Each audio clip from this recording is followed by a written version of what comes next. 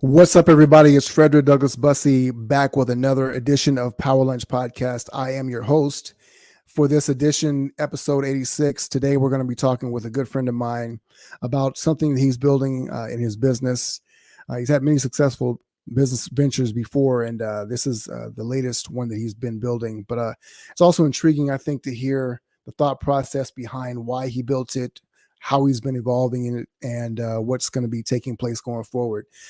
Hopefully this is helpful for a lot of you as you are building your businesses. Maybe you're elevating, going to the next level. Maybe you are in the midst of a pivot, whatever the case may be. There's always a conversation and thoughts to be had about what that means and how you can build it so that it can be successful, how you can get closer to the things that you want without blowing yourself up and things of that nature. For those of you who are watching this on LinkedIn, Facebook, or YouTube, like, subscribe, share.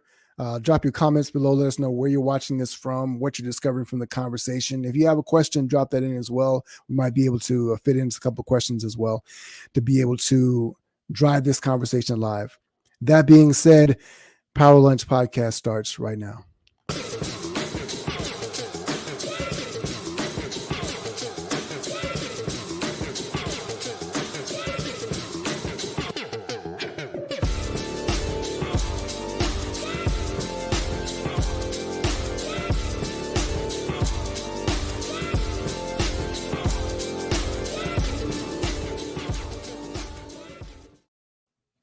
Welcome to Power Lunch Podcast. I'm your host, Frederick Douglass Bussey, and I am super excited to have my friend Brandon Straza here on the podcast today. Brandon is a serial entrepreneur. He has built several companies and has had a lot of success in the business world, and he's had so much success that, just like us crazy entrepreneurs tend to do, he decided to go off and build something else in a completely different space. And we're excited to be able to talk about what that is and the lessons he's been learning along the way.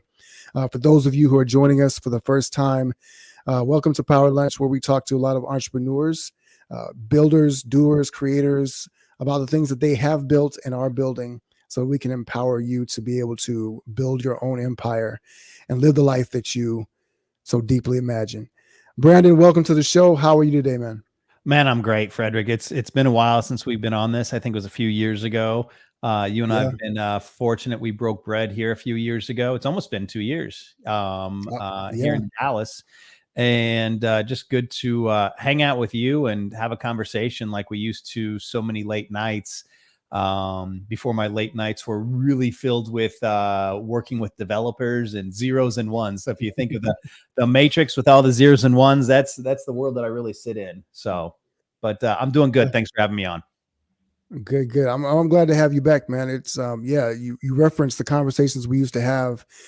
This is kind of born out of the pandemic. I think we were both kind of builders in our own world, but we connected and we used to have these late night conversations. We'd hop on a Zoom and we just talk for an hour or more about business, life, things. And I'm really excited. And I want to say, I want to commend you. I'm proud of what you have done, what you have built, because knowing your background just a little bit, right? But knowing your background, the boldness and confidence and courage which you have undertaken this effort that we're going to discuss today is really it's really commendable. Thank you. The thing that you're doing it for, this bigger picture, I think is really going to be impactful for people as well. But for those who did not get a chance to see the first episode of our conversation, give people a little bit of background about your experience and where you came from in terms of business and I guess in life as well. Yeah. So I'm going to start it out with this. If I had gone 5 years ago and I was trying to do what I'm doing today, I probably would not have succeeded. I probably would have, I would have stepped into something that I shouldn't have done. Mm-hmm. And so really time, randomness, resources, partnerships,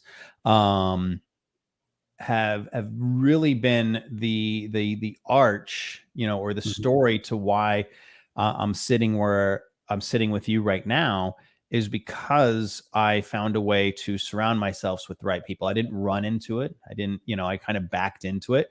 And it was a slow process of seeing how the world of partnerships, coaching, masterminds, communities, and how that really worked to get me to where I'm at today. So every piece of what I built was always in me, but it was those that I work with, whether it's, Dr. Jeff Spencer, or Jeff Moore, other, Joe Polish, whomever it is, it's sitting there listening, learning, and sometimes choosing not to act. Not doing anything is also doing something. Choosing not to do something is doing something. And so that's why I'm able to sit here and build what we're building over at the Success Finder, but also it's helping change the face of my other companies that I've got. So I've been very fortunate and blessed by design. I've built, I've exited, and I've continued to build, but I still have my oldest company. So I think that's like 13 or 14 years old at this point. And it is currently not undergoing a facelift, but it's on its way to making an enhancement because of all the other pieces along the way. We always try to connect the dots. This dot leads to this dot, that leads to this dot. Well, sometimes time and randomness, by not forcing a function, allow you to be in receivership, to be able to have those intimate conversations that are important to lead you and then those around you to where you want to go eventually. And that might just sound like a whole ball of what did he just talk about? But the reality is I'm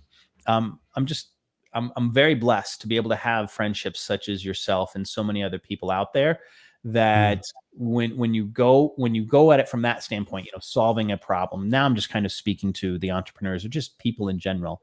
When you go about something and you're looking to solve a problem, money will become the byproduct of that. And so I was on a call earlier today with an amazing community leader, and he sat there and said, you kind of went backwards. You didn't come at it from a business perspective and how you were building your latest company, the Success Finder, which I've been working on for over 4 years, by the way. So it's not, this just came out of nowhere. Okay. Right. We launched it last year.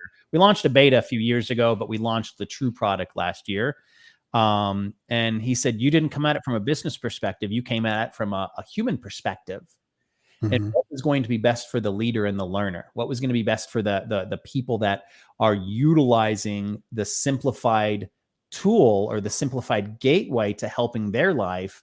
You looked at it from that, and then realizing if we help enough people, again, money becomes a byproduct, because you're not always saying, okay, if we build this tool, if we build this system, how are we going to monetize it? And I came, being able to exit from a company, being able to have a company that's 13, 14 years old, you can see things differently. You can do things differently that you might not always be able to do. And so I do have that foundation. Okay. Right. That foundation allows me to come at things a little differently and partner with different people based around solving a problem. On the reverse side, then the business, then the monetization, then that reveals itself over time. So I'm not saying it's the traditional way, but lead with solving a problem. That will usually lead you to some amazing conversations, partnerships, and people that want to work with you. So yeah, what are we building right now? What have we been building? It's the Success Finder. It's a platform for leaders and learners to come together, communicate, educate, without the distractions of an algorithm or social media. And there's nothing wrong with social media. It's designed for the outcome that we get, but it's there to simplify all the tools that you're currently utilizing and just make your life easier. So you're leading me off format here, and I'm actually cool with that, because there's a couple of questions that come to mind that I want to kind of pull the thread on. And you talked about the exit, right? And what I'm curious about, because I know that what most entrepreneurs talk about is that they want freedom and some level of independence, which for a lot of people means freedom. Freedom can mean a lot of different things. For a lot of people, that means the financial stability, right? And so if they had exited their company from this side of it, not the other side, but from this side of the exit, they would say, that's what I want. It will create stability, and then I'll be set for life in their mind. At that exit, you got other endeavors, but to make this pivot into a company where you really didn't have the experience, and you mentioned the fact that 5 years ago, you would have probably in all likelihood failed, right? Yeah.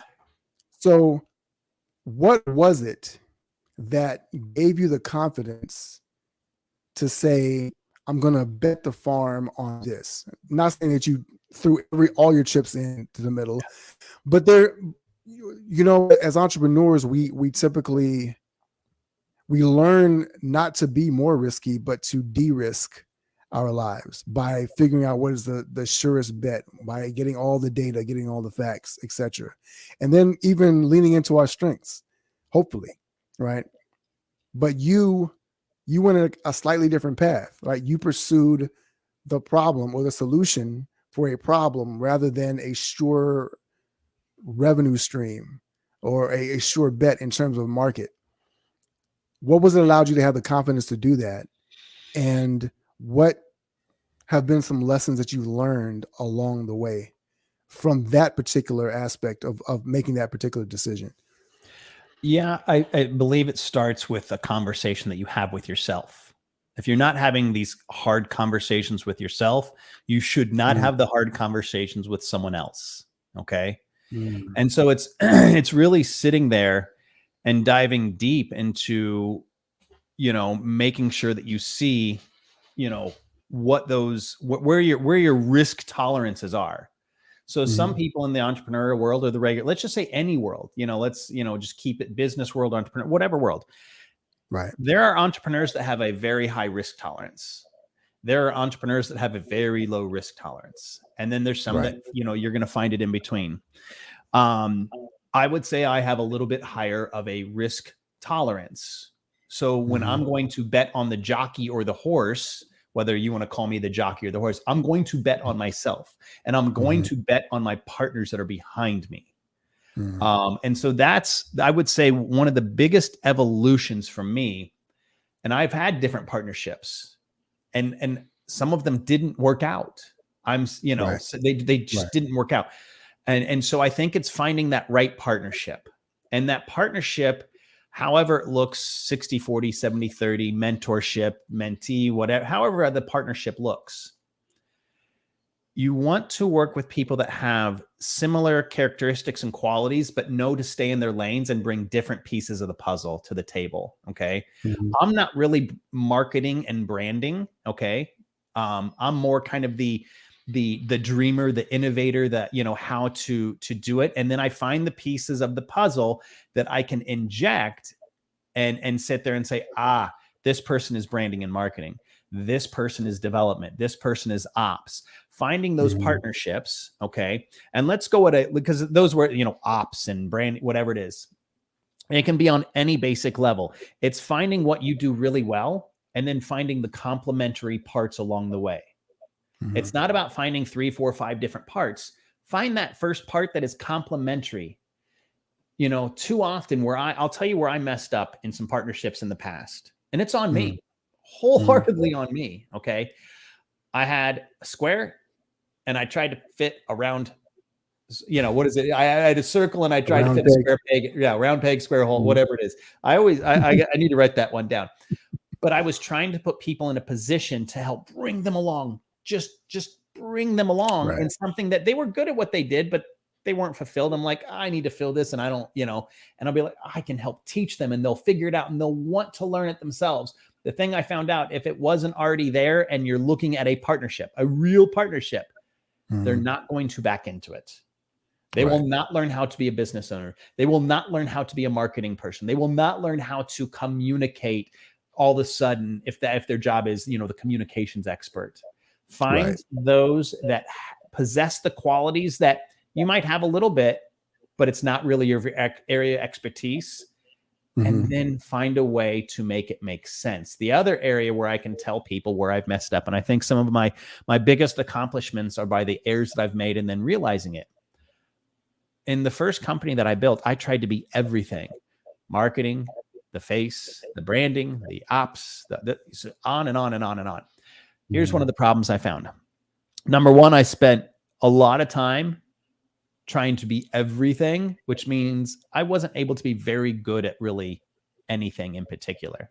Now I succeeded against those odds. I still succeeded when I was doing that. Okay. I don't want to say that you can't succeed, but, I just lost my train of thought right there. But by doing that, by being the jack of all trades, master of none, and then there's actually a follow-up to that one, it was actually crippling me. And so when you find that natural partnership, that it's like, you complete me. You find a way to make it happen.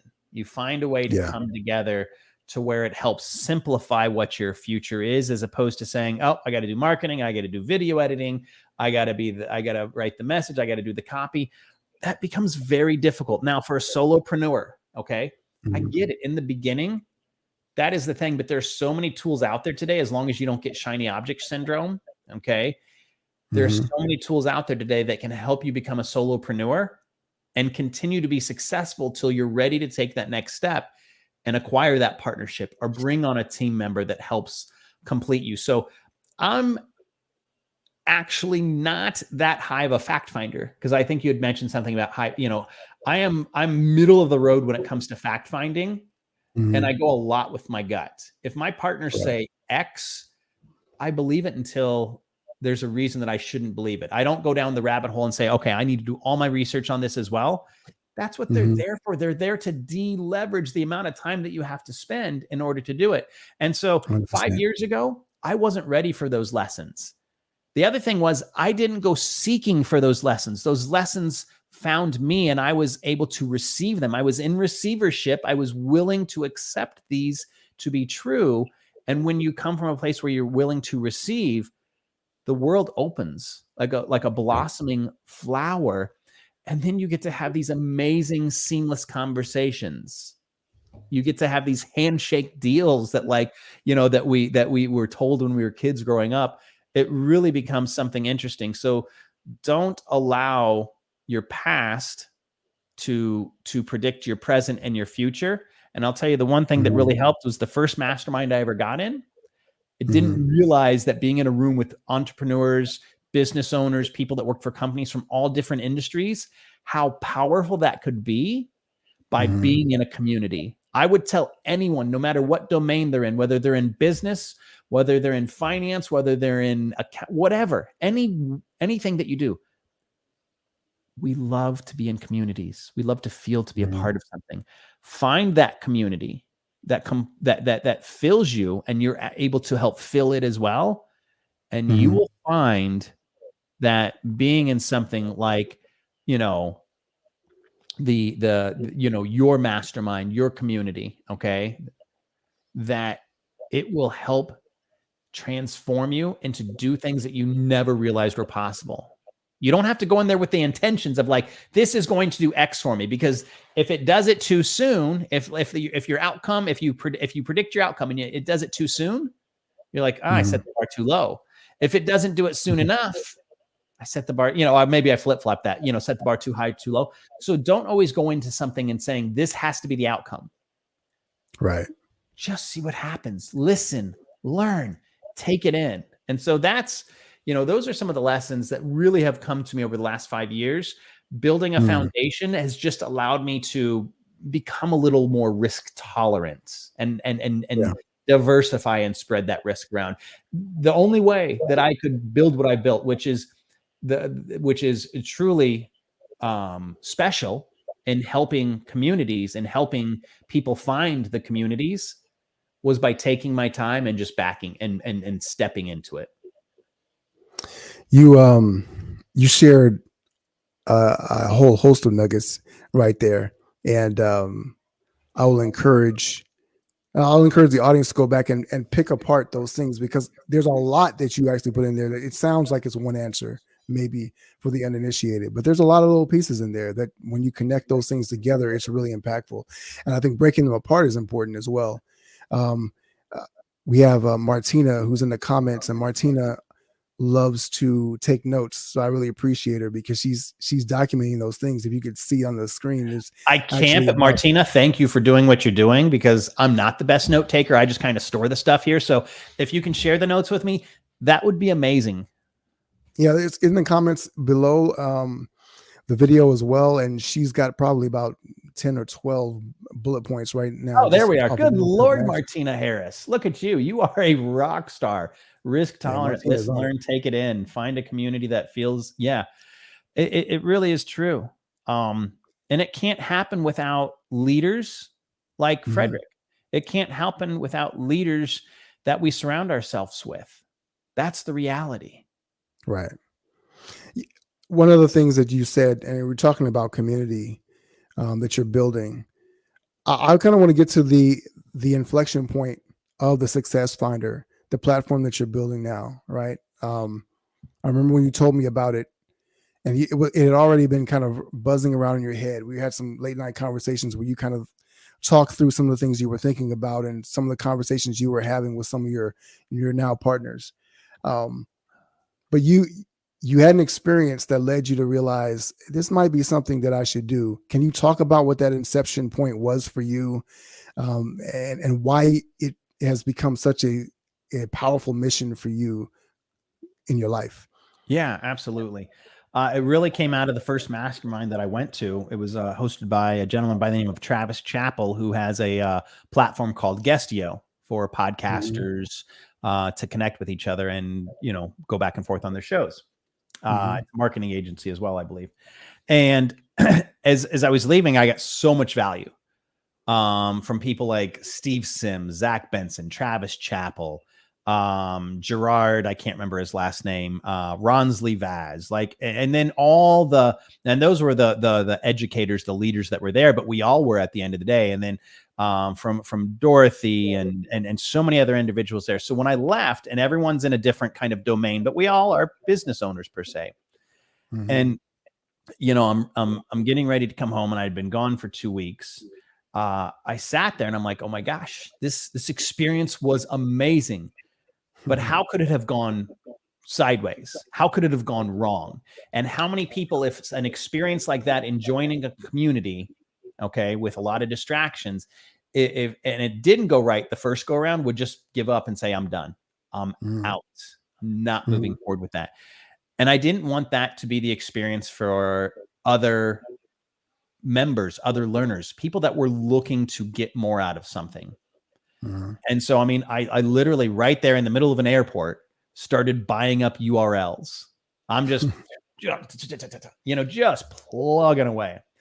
And I didn't have the formula for what it was going to be. But when I came home and I sat with my family and I kind of, data dumped on them, my wife, Angela, who is, one of the biggest, or if not the biggest supporter of me and why I can do what I can do, Mhm, sat there, and she's heard me give ideas throughout, the better part of a decade plus at that point. And she's mhm, like, that one right there. And so I really just slowly backed into it. And my biggest problem was, I'm like, okay, well, this can't be a website. Everyone said, oh, just build a website. I'm like, no, it's got to be a platform. And I'm not really a coder. And it was mhm, really finding the resources that could help bring it forward. So I just, my secret to success here was, yeah, listen to your wife. Yes, absolutely. Don't tell her that, Martina. Seriously. Ugh. Was talking about it. mhm. So at first I thought, oh, I can't talk to anyone about this because if I talk to them, they're going to steal my idea. Here's the reality. There are tens of thousands, if not millions of ideas born every minute, every day, every year. Okay. Mhm, mhm, Sure, someone could come in and steal it, but the reality is not so likely, not in its infancy, not been built stage. And if they do, good for them. So I just started talking about it. I put it out into the ethos, or I think it would be the word. I put it out into the universe and started mhm, having conversations and gauging people's, thoughts and feedback on it.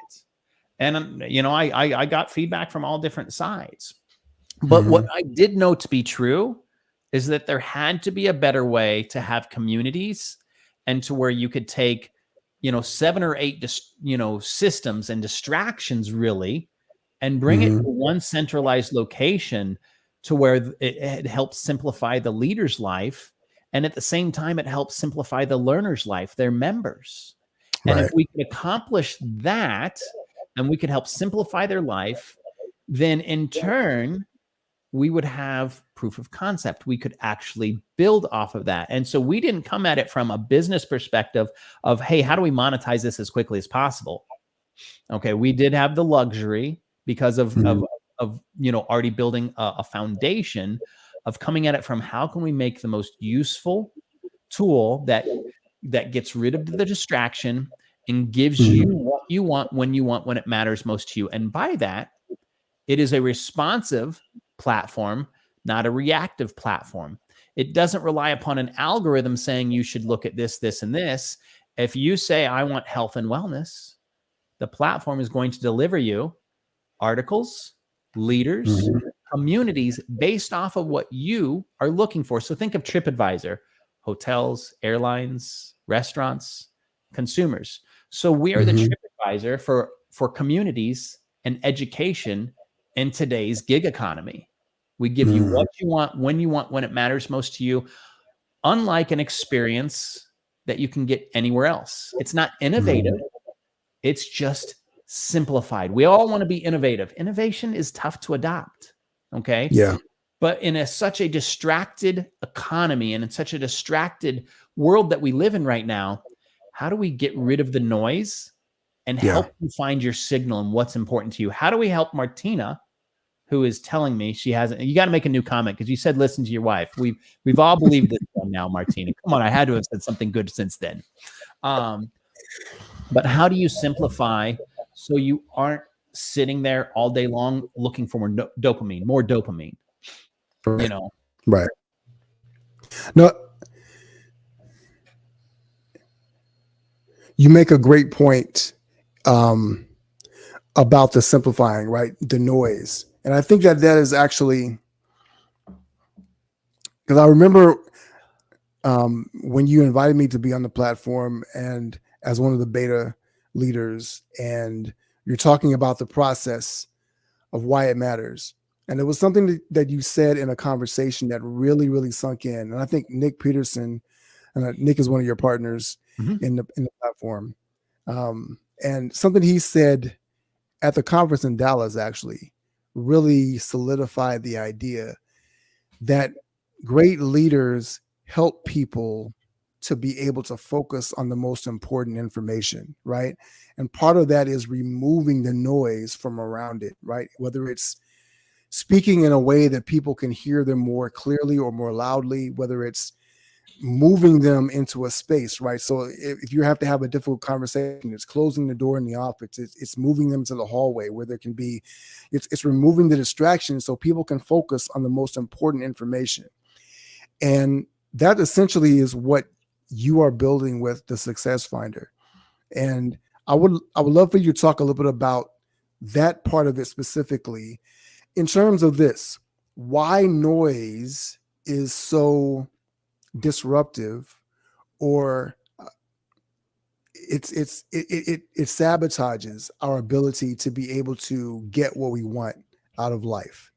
Can you speak to that a little bit? Yeah, and I'm actually because I'll forget the I was looking for a number that would help in this, and I'll just kind of shoot from the hip on this.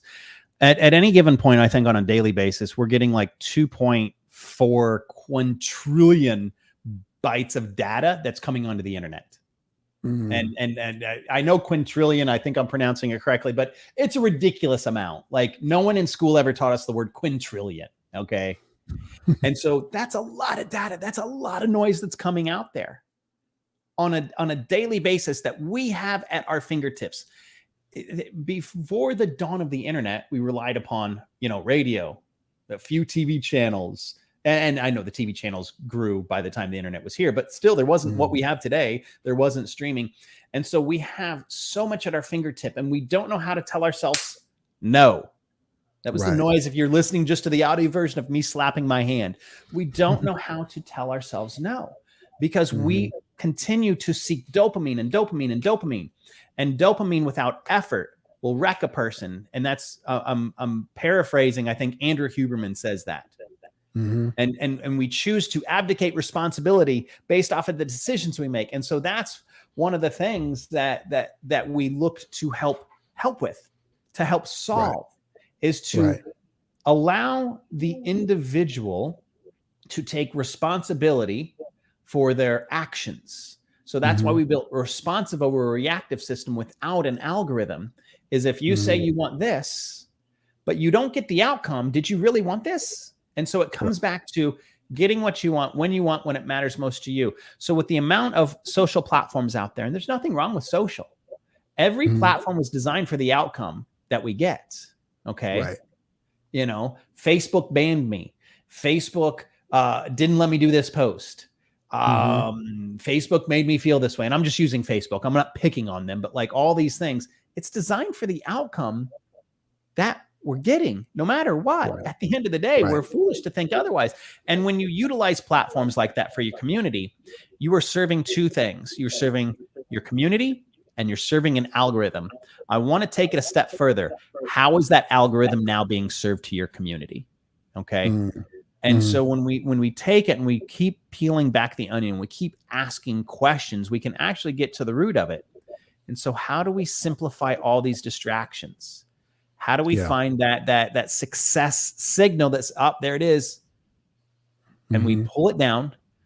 We don't start looking at everything else, the ad popping up, the friend request, the, hey, here's an article on this. We get what we want. Okay. I can't go into a social platform without distracting myself. Right. I can't. I know I'm going there. I know what I'm going there for. And 10 minutes will go by and I'll be like, what the heck am I here for? I am susceptible just because I built a platform that is to help with that. Okay. Doesn't mean that I am not susceptible just like anybody else. Right. But in turn, I choose to spend my time in areas that are not going to be like dopamine. Like it's going to be areas where I can have meaningful conversations. And that to me is so very important, to be able to help people get from point A to point B without all the zigzags, you know? It's the road. It's the road to bedazzling the bridge. The bridge is here. It ends here. And along the way, we're getting bedazzled all the way, as opposed to the shortest line. It's a straight line from here to here. Oh, you make a great point, because the point is not to stay on the bridge, which is what the algorithm does for most social platforms. It's to keep you there. So you're going to be distracted by as many different things. You just keep going in a circle. And what you're talking about, I hear you saying, is really, we are trying to lead people from where they are now to an outcome, an actual outcome that transforms their life in some meaningful and significant way. And what most platforms have done is they have served dopamine as the outcome, so that we are constantly chasing it. There's a great book called The Molecule of More, which talks about dopamine in its true form. And dopamine is actually powerful if we use it the right way, because it motivates us to a greater outcome in the future. However, if dopamine becomes the only thing that we're chasing, we just want another high, it becomes an addiction. And we all know that addictions are detrimental to who we are as human beings. So the fact that you're building this, I think, is really, really incredible. I want to talk a little bit about some of the other lessons that you learned as you've been building this thing, right? Because for those who don't know, so Brandon has a call every week with the leaders in the group where he is basically building this in real time, both in front of us and collaboratively. So a lot of the best practices and things are things that he takes to the developers and implements right away. There are a lot of little lessons that you learn. And I really would love for you to be able to share just some of the things that you're learning along the way, whether it's managing your team or the platform itself, and helping people to get the outcomes that they want. Dopamine, understanding dopamine and how to actually lead people through that landmine is one, right? Across the bedazzled bridge.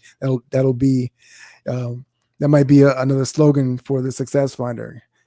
Lead them across the bedazzled bridge. But what are some of the other lessons that kind of come up? Because I know some of the people that you mentioned briefly before that you're kind of in collaboration with and having conversations on a consistent basis, some brilliant individuals. So let's talk a little bit about that. What comes top of mind to you right now in terms of some of those lessons that you've been able to implement on a day-to-day basis? Yeah. A couple things on there. And we talked, I'm going to round back to something you talked about addiction. And I was listening to a video last night of a friend of mine and partner on another project. And he says, what's the opposite of addiction?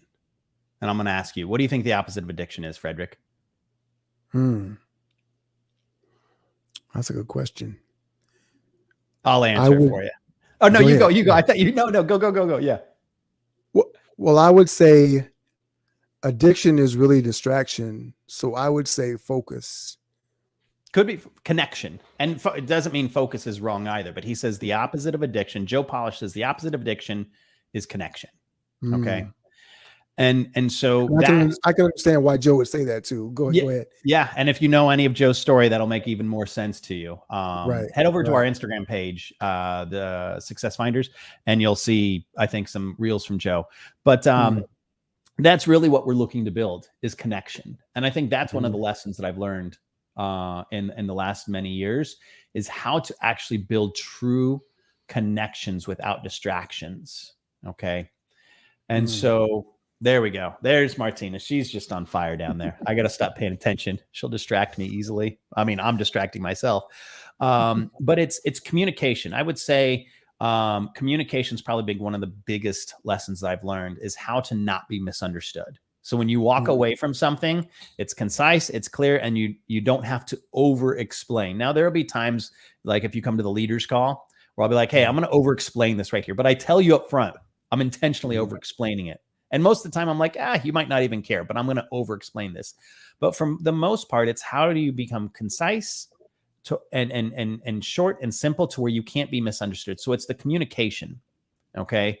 If you communicate and you're an effective communicator, no one can come back to you and say, well, no, I said this. Like we had a clear communication. I think that's one of the biggest things. And now this next one, which it might sound like it's going against even a note that it's Martina, right? Am I correct in that? Took a note on. Okay.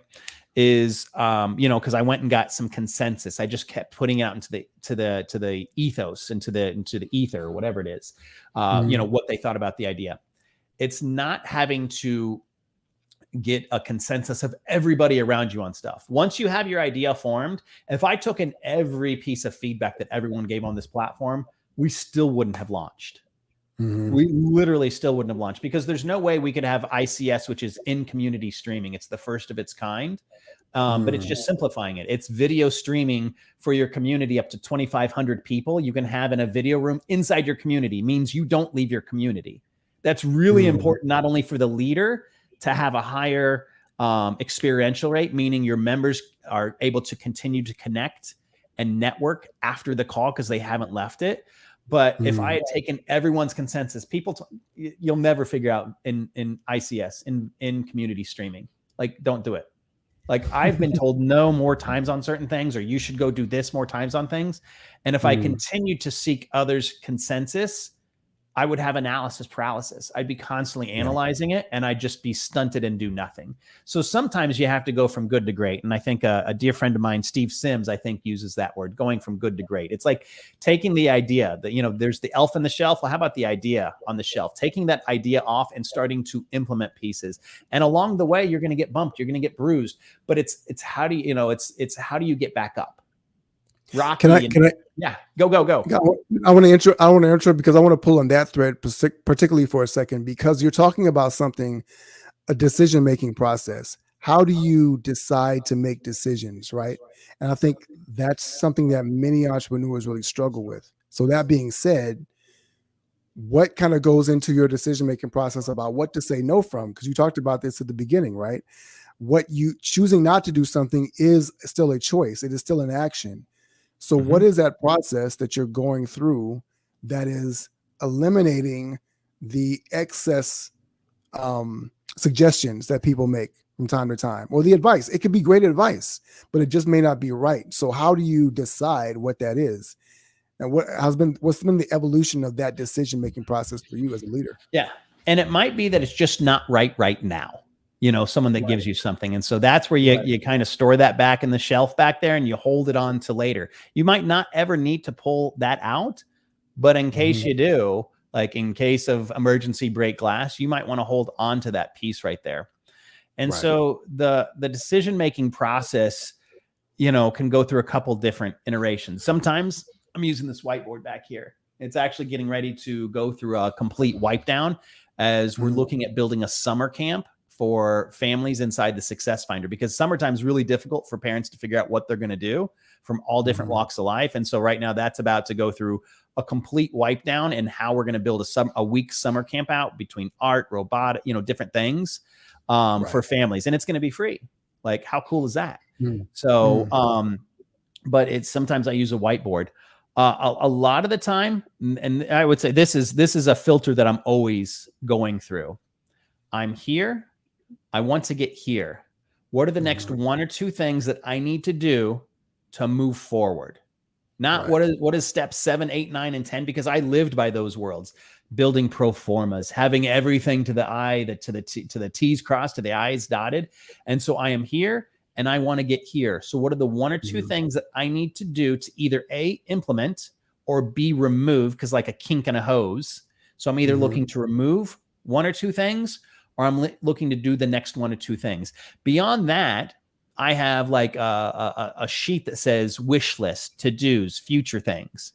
Because, as my wife says, I'm kind of like an innovator, is what she says. And so like, if I'm just always innovating, but I'm never doing anything, again, I'm just paralyzed. So it's the one or two things. By doing that, it allows you to leave yourself open to receptivity. And be able to pivot. Because if you've implemented 7 or 8 things, or 3 or 4 or 5 things all at once, you don't know what the constant is. You don't know what actually the kink in the hose is. So I'm not looking, 10 years down the road. I'm not looking 7 years down the road. I'm looking, what are the next 1 or 2 things that are going to actually make a big enough impact to make that next decision. That's really good. That's really good.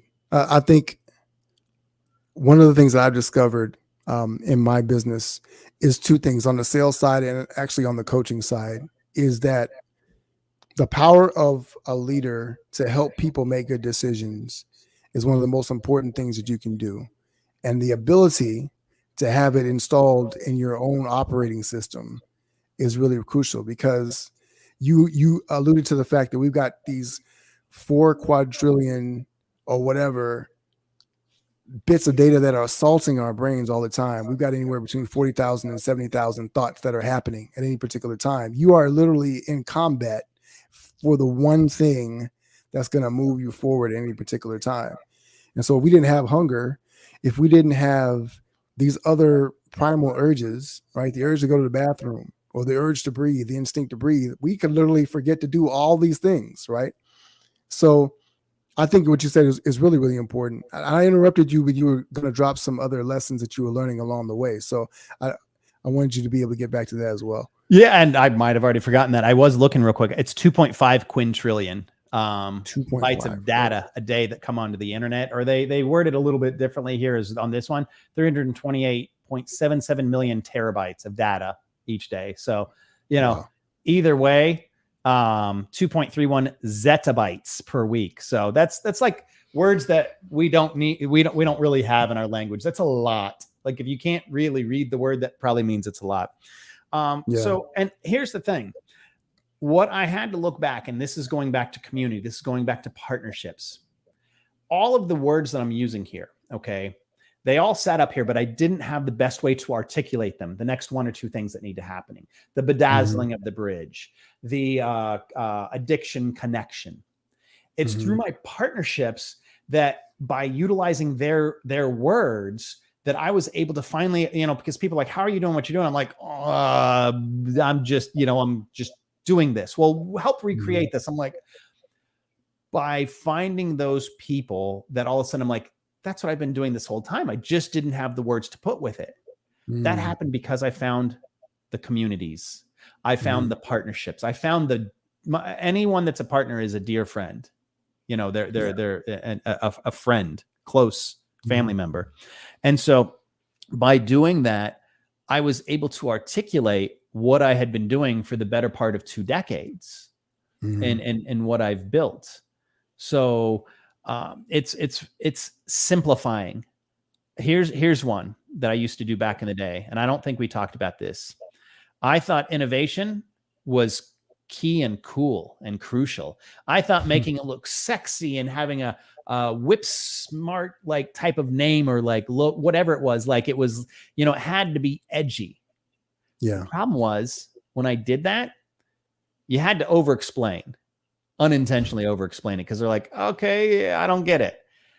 And so it's not about thinking, about how do I become, how do I build something that is revolutionary? How do I become really witty and smart with my logo or my messaging or my marketing or my name of the company? Hello. Someone's calling. There we go. Hello. And so it's really about being simple. Yeah. Being simple, you can't be misunderstood. Oh, well, they won't think that no. Like, the name, The Success Finder. Right. All right. Well, I'm probably going to find success. If not, it would be called the Taco Finder. Then I'm going to go find tacos. If I wanted to find tacos, I'd go build the Taco Finder. But just keeping it simple. That is an area, I built something, a persona and a media thing back in the day that did very well, helped the company. But it was edgy. It was this, that, and the other. And it wasn't the Success Finder. It's one of my other companies I still have. And I had to always explain really what it was. And so it's just about having a simplified message and just being, if you what you have in business and coaching and communities, whatever it is, if it's valuable enough, people will come to it. Yeah. Yeah. Simple is clear, and clear is an accelerator. Oh, I love that. Simple is clear and clear is an accelerator. No, well, I'm a synthesizer, so I like to synthesize ideas in bite-sized chunks. I think the fact that you talked about simplicity, right? And I think that is very much what you're building as a simplifier, right? How do I get to the thing that I want the fastest? How do I do that without all the distractions? And distractions complexify, and the Success Finder helps to simplify so that path is really, really simple and straightforward. In the remaining couple of minutes that we have left here, talk a little bit about what your hope is for the Success Finder, in terms of the impact, and talk a little bit about who it's for, because we haven't really mentioned that. It's been kind of implied because I know each other, but talk a little bit about who it's really for, and what people who should be searching for it, who should look to be on it, and why they should be on this journey inside of this platform. Yeah. So one of my favorite sayings, and one of these days I have to look and make sure that it actually is mine, but it's, you said, what do we hope? We're not looking for hope or hopium. What we will accomplish is the pebble in the pond becomes the mountain in the ocean. And what that really means is, for every learner, for every leader, member, however we want to look at it, if we're able to make a small impact, it reverberates and it will continue to spread. Okay. Yeah. So the pebble in the pond becomes the mountain in the ocean. You are the pebble in the pond. You then become the mountain in the ocean based off of what impact that you have. You might not ever see it. Okay. You might not get credit for it, but that doesn't matter. Okay. It will show up in ways that you can't imagine, because you're looking to be helpful over being right. And so the platform is looking to be helpful for you. I'll put it up against any platform out there that has community, conversations, monetization, knowledge in the systems that we've built, in the platform that we've built.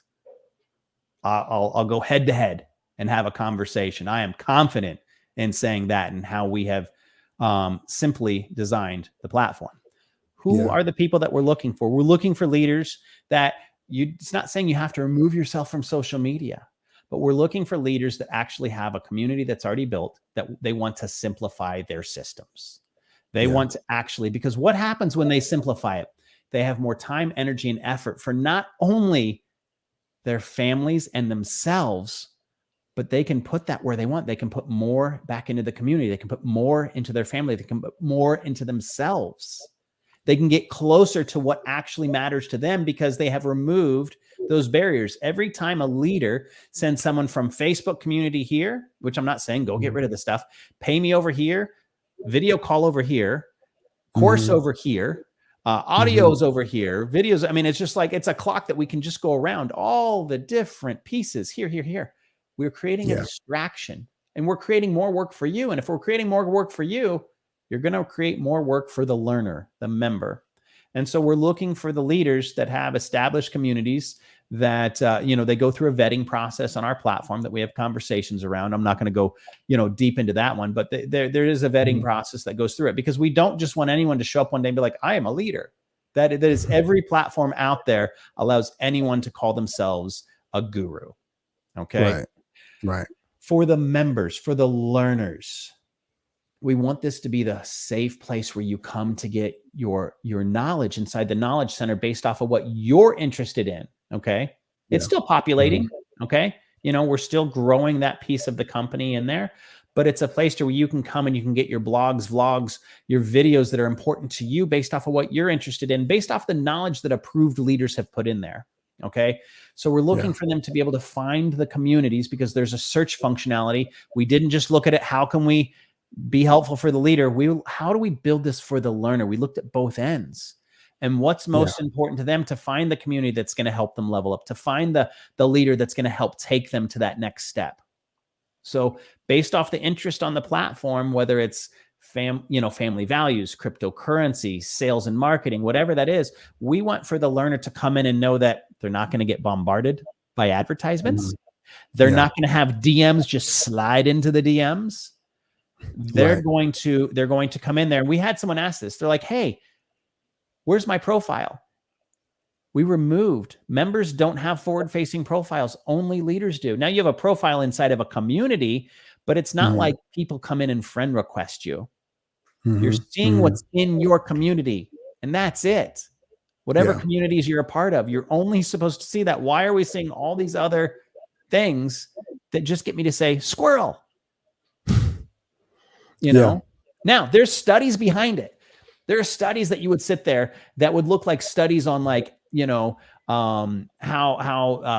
certain industry made their, I'm trying to stay away from it because I don't need an industry coming after and attacking me, but like how they use lobbyists to make sure that we get more sugar or more liquid product in the school systems. We'll put it that way. And so there are studies out there on why we have the advertisements and the dopamine, and how we have the distractions, on why it gets you hooked. And so we looked at those studies, and it was like, how do we unhook the person from the mainframe? How do we unplug them from the matrix and allow them to have a say in the outcome that they're going to get? So if there's a platform that you want to go to that you deserve, whether you're a leader or a learner, it's the Success Finder. Very well said. Very well said. As deeply as we dived into it today, I don't think we still have done it justice. But tell people where they can find you, where they can find the Success Finder, and how they can join, be a part as a learner, or potentially as a leader. Yeah. So if you're looking to become a leader over at the Success Finder, go to thesuccessfinder.com. There's a Canadian company called Success Finder. They're an HR company. Thesuccessfinder.com. Create a profile. It takes less than 30 seconds to create a profile. Literally, it's so simple. Go to the leaders tab. It'll say become a TSF leader. Fill out the form. Okay. If you're coming from this podcast, please make sure that you list Frederick's name, because then Frederick and I would have a conversation, on his thoughts behind you becoming a leader. If you're a learner, just go to thesuccessfinder.com, create a profile, takes less than 30 seconds, same way, and start searching the platform. I believe Frederick's building out on there right now to where he could host audio rooms, video rooms, courses, a community right there. And so head on over there and start the conversation. Look for a community on what matters most to you. You can find me on Instagram, Twitter, Brandon Straza, or, Success Finders, and the different ones, probably, Instagram. You can find me on Facebook. Don't friend request me on Facebook, please. Like this, the purpose is not to friend request me on Facebook, but if you really want to find out how to be a leader on the platform, you'll take those steps, or you'll find out, and go from there. Yeah, I'm actually gonna have a conversation with Darian today about hosting our first course, maybe even doing a live course, especially since we have the video capability as well. We'll talk about that more as later, and there'll Yeah. be more details to follow. But I'm excited for you, man. I have been since you started building this. It's been an honor for me to be on the inside watching as you built this, as you supported other great leaders. There are a ton of great leaders over there, no matter what, almost just about anything that you can imagine in terms of wanting to be successful in terms of entrepreneurship, personal development, and finance, and so many other things. So go check out thesuccessfinder.com. Follow Brandon Straza. Don't friend request him on Facebook, but follow him on other platforms as well, so that you can bump into him on the algorithm and remind you that that's where you need to be to continue to propel your life forward. Brandon, I want to appreciate you, man. Thanks for sharing your space with us and this time. And we look forward to seeing you on the next go round. All right. All right. Blessed. And thank you so much, Frederick. Awesome. Awesome. Thanks to all of you who stopped by for a second. Thanks to Martina, who kept dutiful and patient, faithful notes. Basically, you have a Cliff Note version of the entire conversation. You can read that in the comments as well. Thanks to all of you who watched for a second, a minute, or even longer. I have to go do another podcast interview on someone else's platform, so I'm going to jump. And I always want to appreciate each and every one of you for being here as well. Brandon, good to see you, man. Thanks, sir. Thank you, friend. Big love. Big love, man. I'm Frederick Douglass Bussey, your host, Ever Forward.